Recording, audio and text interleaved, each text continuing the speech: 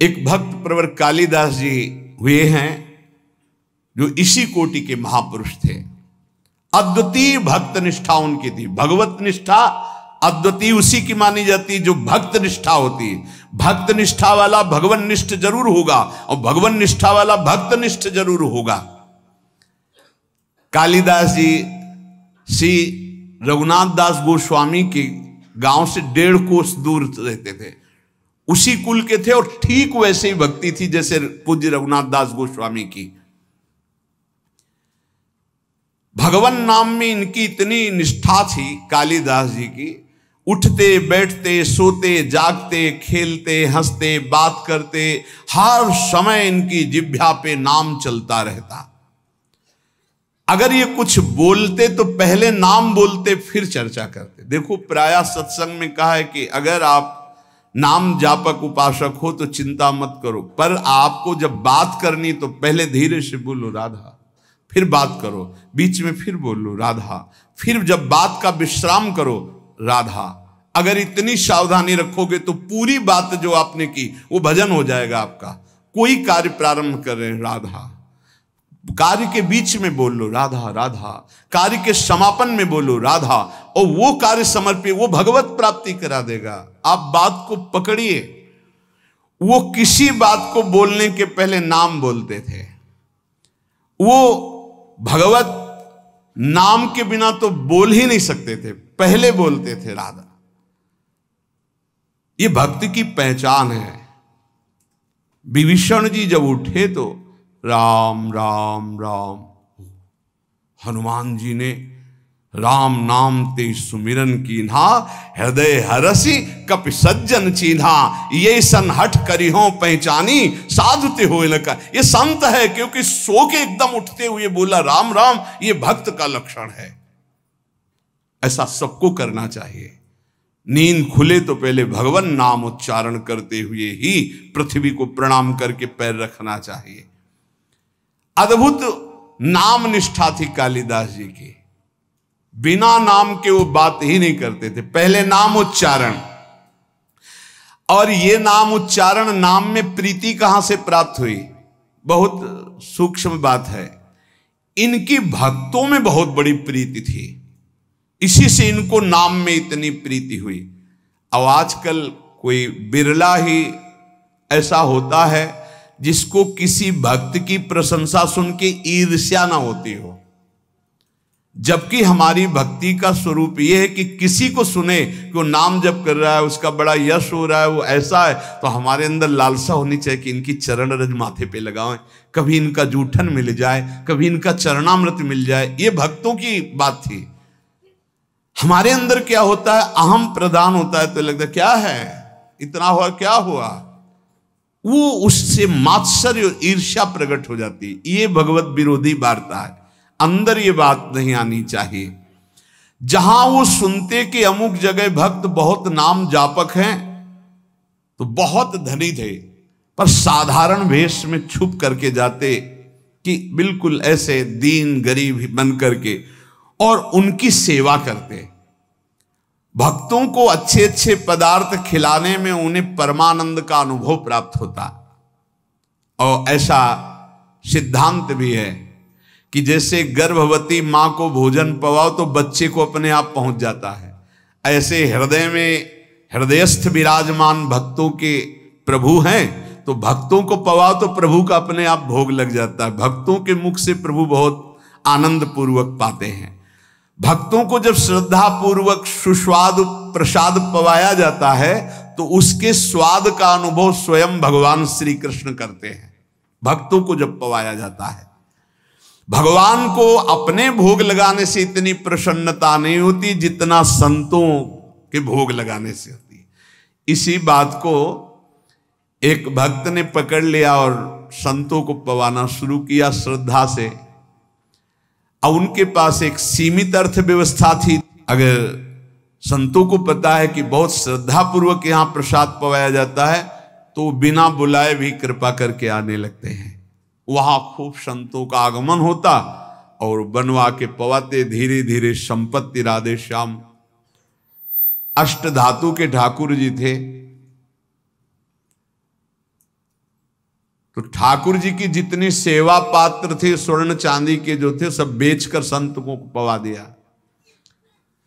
ठाकुर जी से कहा कल अगर संत आए और व्यवस्था नहीं हुई तो सरकार आपको बाजार में ले जाएंगे हम, और आपको बेच देंगे, क्योंकि संत भूखे नहीं जाएंगे, वो आप ही रह गए, हमारी संपत्ति। भगवान ने कहा कि हमारे संबंध से तो संतों को, बस आप संतों के पाने से प्रसन्न होते हैं ये मैंने सुना है, आप अपने भोग लगाने से उतना प्रसन्न नहीं होते। तो अब कल संत आएंगे, अगर उनके भोग की व्यवस्था नहीं हुई तो तैयार रहना, हम आपको बाजार में बेच देंगे। भगवान हंस दिए और कहा जो संतों की सेवा करता है उसके यहाँ ऐश्वर्य की कमी नहीं रहती। और जरा सा उनका कृपा कटाक्ष, कुल परंपरागत लक्ष्मी जी उनकी सेवा में उपस्थित हो गई। तो जो श्रद्धा पूर्वक भक्तों को सुस्वाद पदार्थ प्रसाद पवाते हैं, भगवान भक्तों की जिह्वा से पान करते हैं। भगवान को स्वयं भोग लगाने से इतनी प्रसन्नता नहीं होती जितना संत और भक्तों को पवाने से होती है।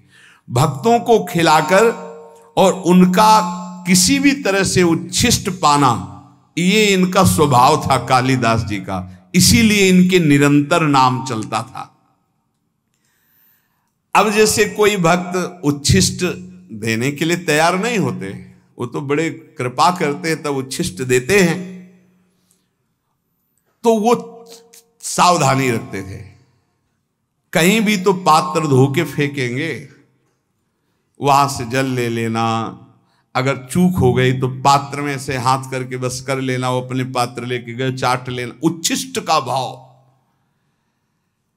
निरंतर नाम जापक भक्त चरणामृत भक्त पद धूलि तो लगाते ही और उच्छिष्ट पाने के लिए भक्त सेवा करते।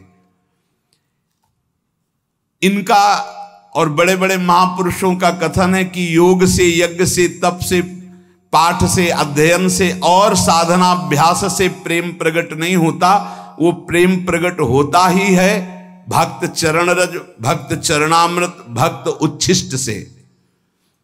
अब इनको पता चला कि एक झा नाम के चतुर्वर्ण के भक्त हैं जो एकांत में रहते हो, खूब नाम जप करते हैं, पति पत्नी दोनों नाम कीर्तन करते हैं और गांव में सेवा करके एक एक रोटी जो मिलती उससे अपना, अब इनको लालच लगा, ये प्रभु से प्रार्थना की कि ऐसे भक्त का उच्छिष्ट प्रभु कैसे मिले, हमें उपाय बताओ, क्योंकि हम जाएंगे तो वो तत्काल सम्मान प्रदर्शित करेंगे और सम्मान प्रदर्शित करेंगे तो उच्छिष्ट नहीं मिल पाएगा उनका। भगवान से प्रार्थना की, तत्काल युक्ति आई, साधारण वेश में, और उस समय आम का समय था तो बड़े बड़े आम लेकर के घर गए। प्रतिष्ठित कुलोद्भूत कालिदास को देखकर अपनी टूटी फूटी झोपड़ी में वो दंपत्ति तो आश्चर्यचकित हो गए, हाथ जोड़कर कांपते हुए कि भगवान आपके लायक हमारे घर में बैठने योग्य जगह भी नहीं है। हाथ जोड़कर अभ्यर्थना करने लगे तो उनका नहीं नहीं इसकी जरूरत नहीं है, हम तो बस आपसे ऐसे मिलने बात करने आए हैं। एक फटा सा बोरा पड़ा था, उसी में कालिदास जो महान भागवत वो बैठ गए। वो हाथ जोड़े, प्रभु आप यहाँ, ये स्थान आपके बैठने लायक भी नहीं। और झा भक्त उनको कहते थे आपने बड़ी कृपा की, आप यहाँ आए, लेकिन ये आपके योग्य नहीं, आप इतने महान, मैं इतना नीच, आप जैसे श्रेष्ठ पुरुष यदि हम जैसे नीचों के यहाँ आएंगे तो आपका उपहास होगा। प्रभु आपको पता नहीं मैं नीच हूं, धनहीन हूं, प्रभु आपको यहां बैठना ठीक नहीं, कोई देख लेगा तो आपकी निंदा करेगा। कालिदास जी ने कहा कि आपको पता है आपके शुभ दर्शनों से हमें श्री कृष्ण का दर्शन प्राप्त हो रहा है, देखिएगा। और आज मैं आपको उस भाव से देख रहा हूं कि त्रिभुवन में आप जैसा कोई सत्कार पाने योग्य नहीं है। जिसकी जिह्वा पे भगवान नाम और इतनी दैन्यता, अहो वत्स पचतो गरीयान यद जिह्वा के वर्तते नाम तुभ्यम। यदि आप हमारा कुछ भी सम्मान करना चाहते हैं तो अब आप हाथ जोड़ना बंद कर दें, हमारे सामने हाथ मत जोड़े, और आप एक कृपा करें, आप दोनों अपने चरण धोए, हमें चरणामृत दे दे, क्योंकि हमें धोने तो देंगे नहीं। और उन्होंने कहा कृष्ण कृष्ण कृष्ण, आप ये क्या बोल रहे हैं महाराज। आप गिड़गिड़ाते हुए झा भक्त ने कहा प्रभु ये कैसी भूली भूली सी बातें कर रहे, आपको पता है मैं कौन हूं, मैं सब तरह से हीन हूं, मेरा दर्शन और स्पर्श भी अमंगलमय है। धन्य है यही दरबार, दीन को आदर रीत सदा चली आई। और उनके चरणों में गिरने लगे। कालिदास जी ने अपने चरण समेटे और कहा देखो अतिथि का सत्कार करना चाहिए, इतना आपको पता है। उन्होंने कहा हाँ प्रभु पता है। तो फिर एक बात करो, मैं आ रहा था रास्ते में आम देखा, आप ठाकुर जी को अपने भोग लगाओ आम का, और आप दोनों पाओ और मैं ये देखूं, ये मेरा सबसे बड़ा सत्कार हो जाएगा। भक्त ने कहा मालिक आप कैसी बात करते, मैं पाऊं और आप बैठे, आप हमारे यहां आए हैं। उन्होंने कहा देखो यदि आप मुझे बड़ा मानते हैं और पूजनीय मानते हैं तो आप मेरी बात भी तो मानिए, किसी भी तरह से। देखो अगर थोड़ी भी प्रीति आपकी हम में है तो मेरी ये बात मान लो। वो भक्त बहुत दैन्य हो रहे हैं। यहां कालिदास जी कह रहे हैं जो अपने भक्ति का विज्ञापन करता है, जो भक्ति की दुकानदारी करता है, भक्ति के नाम पर पूजा प्रतिष्ठा और अर्थ की प्राप्ति करता है, वो आप जैसे अकिंचन भक्तों को कैसे जान पाएगा। अहंकार रहित, साधना के बल से रहित, केवल प्रभु के नाम और प्रभु के आश्रित आप जैसे निर्मल भक्तों का संग तो केवल अहेतु की कृपा से होता है। आप सच्ची मानिए त्रिभुवन को पावन करने वाले हैं, आप अपने को नीच मत कहिए। जब कालिदास जी दैन्य होकर ऐसी बात करने लगे तो भक्त ने आम ले लिए, प्रणाम किया और कहा मैं आपके सामने पा तो नहीं सकता, पक्का वचन है कि आपके जाते ही मैं भोग लगाऊंगा, पर आपके सामने नहीं पा पाऊंगा क्योंकि आप बैठे हमारे घर में आकर और हम पाले।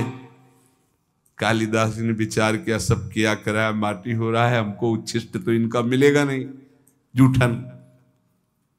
फिर विचार किया कि अभी से लेके शाम तक फेंकेंगे ही ना पाके आम, मैं पेड़ की आड़ में बैठा रहूंगा, जब फेंकेंगे तब मैं निकल लूंगा प्रसाद लेके। कैसी उच्छिष्टामृत के प्रति निष्ठा। चल दिए, पति पत्नी 10-20 कदम घर के बाहर तक छोड़ा। कालिदास जी जे ही अपने घर गए सो लौट पड़े और दरवाजे के पास एक वृक्ष था, उसकी ओट में छुप के बैठ गए। अब वो दोनों जो 10 कदम चल के आए थे उनके जो चरण चिन्ह थे अपने अचला में चरण रज बांधी। ये है कीमती अमोघ वस्तु, कोई भाग्यशाली ही इस अमोघ वस्तु का सेवन कर पाता है। चरण रज बांधी, एक चीज तो मिली भक्तों की चरण रज। संपूर्ण धूल उठाकर फिर अपने शरीर पे लगाई। अब वो अपनी पत्नी से बात कर रहे कि देखो इतने महाभागवत कालिदास जी अमनिया लाए हैं आम का, चलो ठाकुर जी को भोग लगाओ और प्रसाद पाओ, उनकी आज्ञा का पालन करो। ये श्री कृष्ण प्रेम की प्राप्ति कराएंगे आम, क्योंकि इतने बड़े महाभागवत चल कर लाए हैं। पति की आज्ञा हुई, पत्नी ने आम को उठाया, अमनिया किया धो करके और ठाकुर जी को भोग लगाया। और वो एक एक गुठली चूस चूस के पारे भगवान को अर्पित की हुई, भक्त के द्वारा लाई हुई। पाया पत्नी ने फिर वो आम के छिलके और वो चूसी हुई गुठली बाहर जाकर के पेड़ के पास ही फेंको, वो छुपे बैठे थे। भगवान वैसा ही भक्त के जीवन में करते जैसी उसकी चाह होती है। फेंक के चली गई। कालिदास जी बहुत प्रसन्न हुए, ओहो हरि की अपार कृपा, एक एक छिलका चाट रहे, एक एक गुठली चाट रहे हैं। आप विचार कीजिए, एक उच्च कुल का एक महाभागवत एक ऐसे दैन्य महाभागवत की गुठली चाट रहा है। किस लिए? इनका उच्छिष्ट मुझे नाम में प्रीति करा देगा, और नाम के प्रेमी हैं। जैसे जैसे वो उच्छिष्ट पा रहे हैं वैसे वैसे उनको रोमांच हो रहा है, वैसे वैसे भगवान का नाम जैसे मशीन में चलाया जाए ऐसे चल रहा है नाम, अश्रु प्रवाह हो रहा है। यहां वर्णन कर रहे हैं कि जो भक्त चरण रज का सेवन, भक्त उच्छिष्टामृत का सेवन और भक्त चरणामृत का सेवन करता है, उसका अहंकार गलित हो जाता है। सत्संग का प्रारंभ इसी बात से हुआ था कि अहंकार जब तक गलित नहीं होगा तब तक हमारी साधना रंग नहीं लाएगी। इसलिए हमें नाम में प्रीति हो जाए, नाम हमें प्राणों से प्यारा लगने लगे। बड़े बड़े महापुरुषों ने नाम को दुलराया गाया।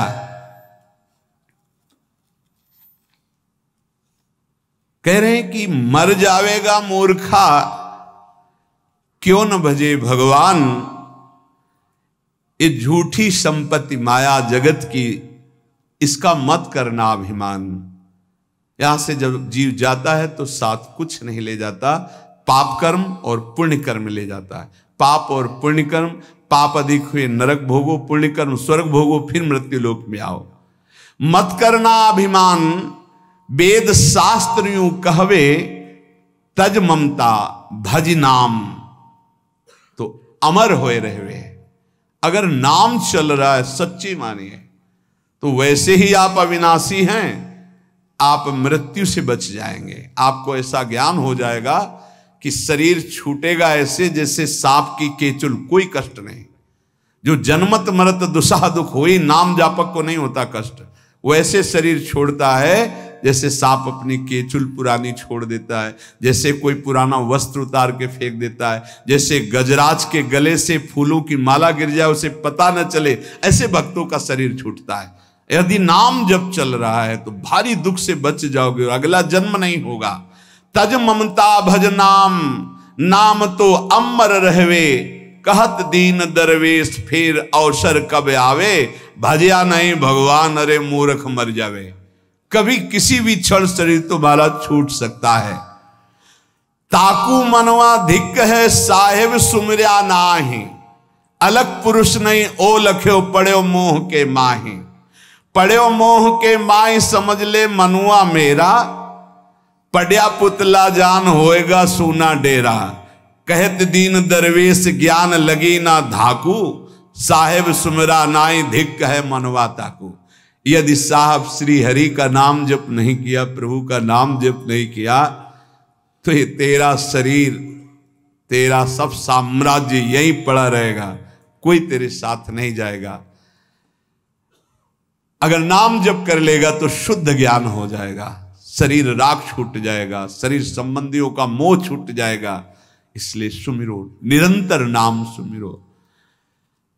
रग रग नाम रम्यो रहे तो निर्गुण अगुण के रूप, जो तुम्हें चाहिए निर्गुण निराकार सगुण साकार सबका साक्षात्कार इसी नाम से हो जाएगा।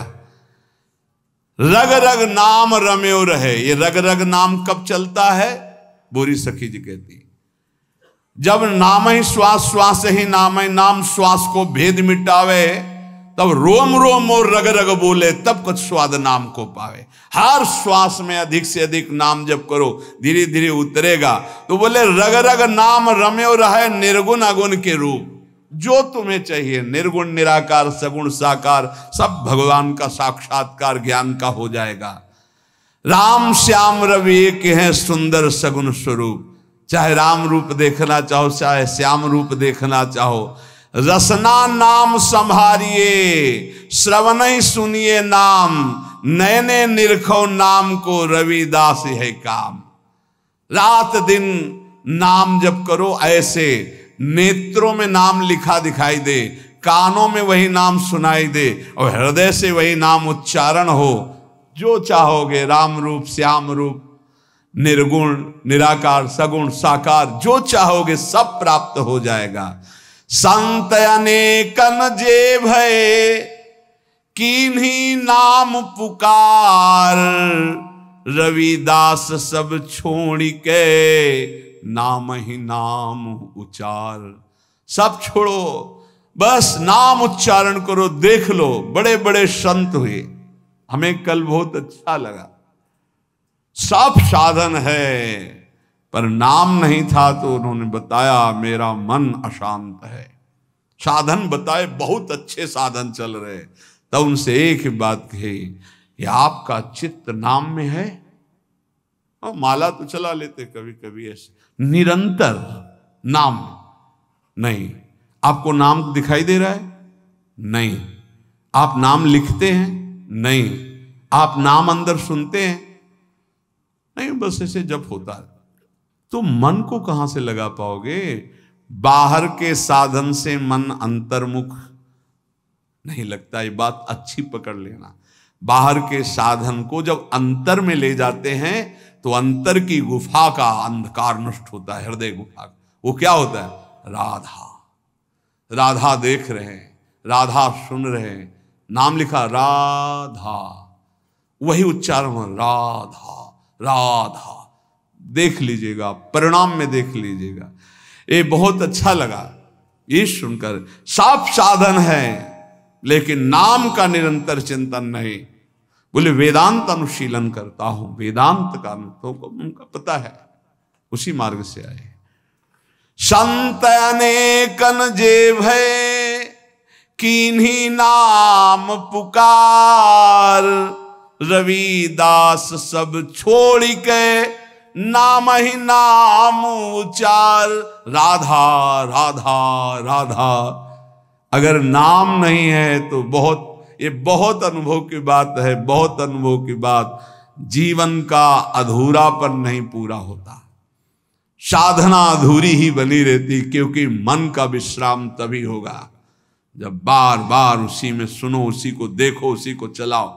फिर प्रश्न होता है कि हम ज्यादा देर इसमें टिक नहीं पाते, तो आप इतना समझ लीजिए कि एक बार आप ऐसे लिखे राधा, यही शरणागत मंत्र, निज मंत्र, जो मंत्र गुरु मंत्र मिला है, एक बार लिखे, 1000 बार का फल है उसका।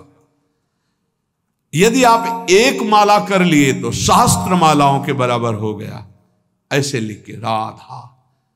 थोड़ा सा लोभ बढ़ाओ, थोड़ी सी एकाग्रता करो, थोड़ा मन को रोकने की चेष्टा करो। अगर 2 मिनट रोकना सीख गए तो अनेकों जन्मों का बिगड़ेल मन आपके अधीन होने लगा। 2 मिनट अधीन हुआ, चिंता मत करो कि हमसे तो अगर ऐसे करते हैं तो बहुत कम भजन होता है। वो कम भजन बहुत बड़ा लाभ देने वाला है। आप मान लीजिए, जो आप लिख रहे हैं वही आप देख रहे हैं, वही आप सुन रहे हैं, वही आप उच्चारण कर रहे हैं, बाजी जीत जाएंगे। संत अनेकन जे भय, जितने बड़े बड़े महापुरुष हुए सब नाम प्रेमी हुए, नाम का सबने रसास्वादन किया। कह रहे हैं कि यदि आपने नाम जप नहीं किया तो आप चाहे जो शरीर से साधन कर ले, चाहे जो और साधन कर ले, उतनी उन्नति प्राप्त होने वाली नहीं। जब नाम के अंदर रूप प्रकाशित हो जाता है तो सर्वस्व त्याग हो जाता है। जो त्याग वैराग्य के लिए लोग प्रयासरत रहते, पूरा प्रयास नहीं हो पाता, तो कह रहे हैं मेरे भाव में ज्ञान और वैराग्य, ज्ञानेश्वर जी महाराज का बात, बहुत बड़े महापुरुष हुए हैं, इनसे बड़ा तो ज्ञान और वैरागी और योगी ज्ञानेश्वर जी। इन्हीं के सामने तो गए थे वो 1400 वर्ष के चांगदेव जी, ज्ञानदेव जी के सामने तो गए थे। वो अपना तप दिखाने कि मैं 1400 वर्ष का हूं, सिंह को वश में करके सांप की चाबुक ली। तो चबूतरे पे बैठे थे तो जड़ चबूतरे से कहा चलो चल। क्यों? चैतन्य घन परमात्मा बुद्धि संकल्प किया, वैसे हो गया।